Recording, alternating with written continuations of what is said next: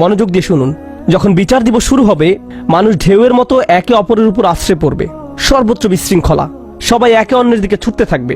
ফায়াতুনা আদম, তারা কোনো একভাবে আদম আলাইহিস সালামের দেখা পাবে। আদম আলাইহিস সালামের দেখা পাবে, তারা তার কাছে ছুটে আসবে। ফায়াকুলুনা ইশফা আলানা ইলা রব্বিক, সমগ্র মানব জাতি আদম আলাইহিস সালামের কাছে ছুটে আসবে এবং বলবে, আপনি কি দয়া করে আমাদের পক্ষ থেকে আল্লাহর সাথে কথা বলতে পারবেন? আমরা আল্লাহর ভয়ে ভীত।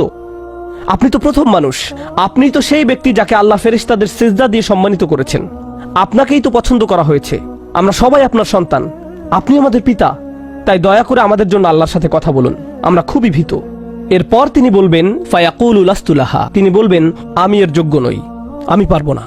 ফায়াকুলু লাস্তু লাহা ওয়ালাকিন আলাইকুম বিইব্রাহিম, তোমরা কেন ইব্রাহিমের সাথে কথা বলছো না? তোমাদের উচিত ইব্রাহিমের সাথে কথা বলা।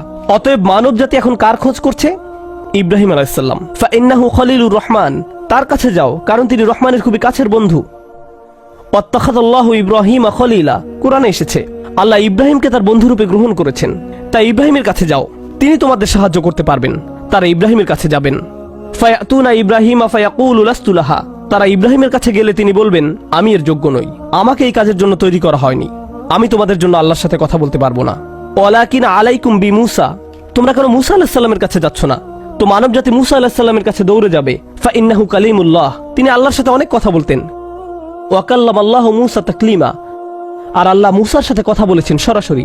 সুতরাং তিনি যেহেতু আল্লাহর সাথে কথা বলতে অভ্যস্ত, আজকে তো কথা বলার উত্তম সময়, তিনি তোমাদের পক্ষ থেকে আল্লাহর সাথে কথা বলবেন। ফায়াতুনা মূসা ফায়াকুলু লাস্তু লাহা, মানব জাতি দৌড়ে মূসা আলাইহিস সালামের কাছে যাবে, তিনি বলবেন আমি এর যোগ্য না, আমি পারবো না। ওয়ালাকিন আলাইকুম বিঈসা, তোমরা ঈসা আলাইহিস সালামের কাছে কেন যাচ্ছ না? ফাইন্নাহু রূহুল্লাহ ওয়া কালিমাতুহু, তিনি হলেন আল্লাহর দেওয়া রূহ এবং তিনি আল্লাহর কালিমা, আল্লাহর হুকুমে তিনি অলৌকিকভাবে জন্মগ্রহণ করেন। কুন ফায়াকুন, অতএব তিনি যেহেতু সকল রাসূলদের মাঝে বিশেষ মর্যাদার অধিকারী, তার কাছে যাও, তার সাথে কথা বলো। সকল মানুষ দৌড়ে ঈসা আলাইহিস সালামের কাছে যাবে। ফায়াকুলু লাস্তু লাহা, তিনি বলবেন আমি পারবো না, এই কাজ আমার জন্য নয়, আমাকে এই কাজের জন্য তৈরি করা হয়নি। তারপর তিনি বলবেন ওয়ালাকিন আলাইকুম বিমুহাম্মাদিন সাল্লাল্লাহু আলাইহি ওয়াসাল্লাম, মানব জাতি তোমাদেরকে মুহাম্মদ সাল্লাল্লাহু আলাইহি ওয়াসাল্লামের কাছে যেতে হবে। মানুষেরা তখন রাসূলুল্লাহ সাল্লাল্লাহু আলাইহি ওয়াসাল্লামের কাছে যাবে। এখন রাসূল সাল্লাল্লাহু আলাইহি ওয়াসাল্লাম আমাদের বলছেন ফায়াতুনি ফাআকুল, সবাই তখন আমার কাছে আসবে আর আমি তাদেরকে বলবো। এখন রাসূল সাল্লাল্লাহু আলাইহি ওয়াসাল্লাম আমাদের বলছেন আনা লাহা, আমার জন্য এই কাজ, আমি এই কাজের যোগ্য। আনা লাহা ফাআস্তাযিনু আলা রব্বি, প্রসঙ্গত আমি আপনাদেরকে আরো বলার পূর্বে বিচার দিনের একটা দৃশ্য হলো, আল্লাহ বলেন ইয়াউমা ইয়াকুমুর রূহু ওয়াল মালাইকাতু সাফফান লা ইয়াতাকাল্লামুনা ইল্লা মান আযিনা লাহুর রহমান ওয়া ক্বালা সাওয়াবা, যেদিন রূহ ও ফেরেশতাগণ সারিবদ্ধভাবে দাঁড়াবে, এমন এক সময় থাকবে যখন কেউ কথা বলতে পারবে না, এমন এক ধরনের নীরবতা, এমন নীরবতা বিরাজ করবে যার কথা মানবজাতি কোনোদিন শোনেনি, এমন ধরনের নীরবতার অস্তিত্ব কখনো কোনোদিন ছিল না। সেই রকম পিনপতন নীরবতায় আল্লাহ বলেন লা ইয়াতাকাল্লামুন, কেউ কথা বলতে পারবে না, ইল্লা মান আযিনা লাহুর রহমান, দয়াময় আল্লাহ যাকে অনুমতি দিবেন সে ব্যতীত, আর তিনি হলেন মুহাম্মদুর রাসূলুল্লাহ সাল্লাল্লাহু আলাইহি সাল্লাম।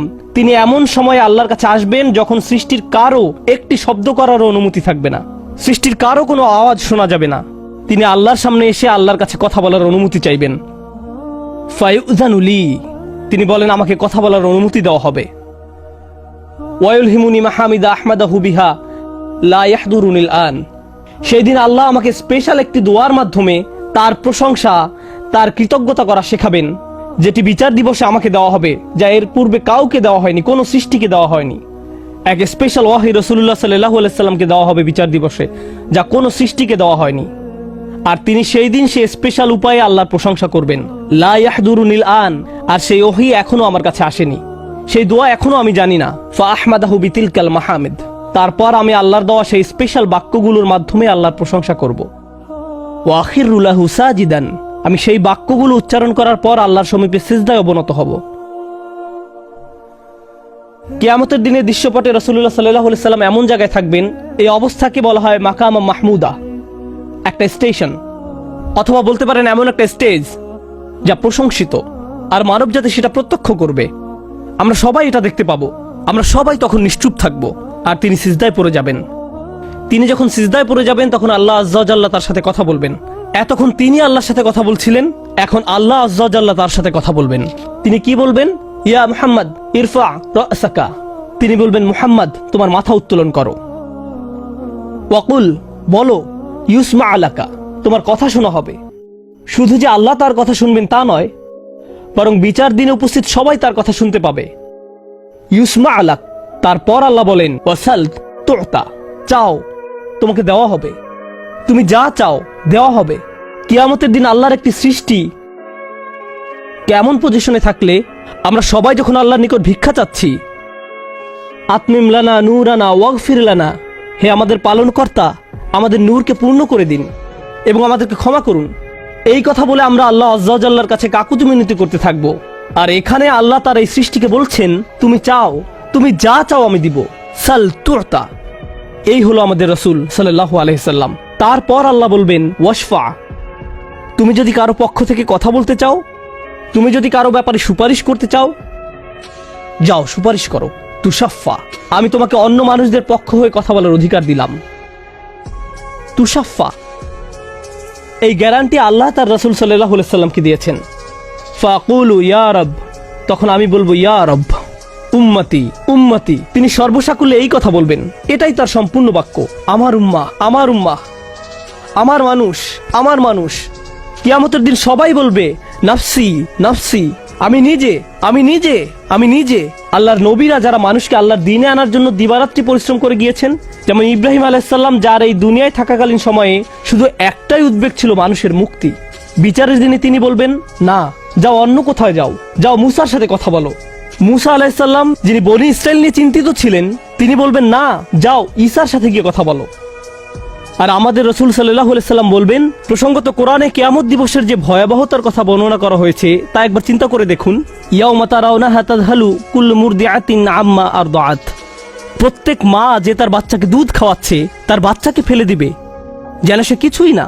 ইয়াফিরুল মারউ মিন আখিহি ওয়া উম্মিহি ওয়া আবিহি, সেদিন মানুষ তার ভাইয়ের কাছ থেকে পালাবে, মায়ের কাছ থেকে পালাবে, বাবার কাছ থেকে পালাবে।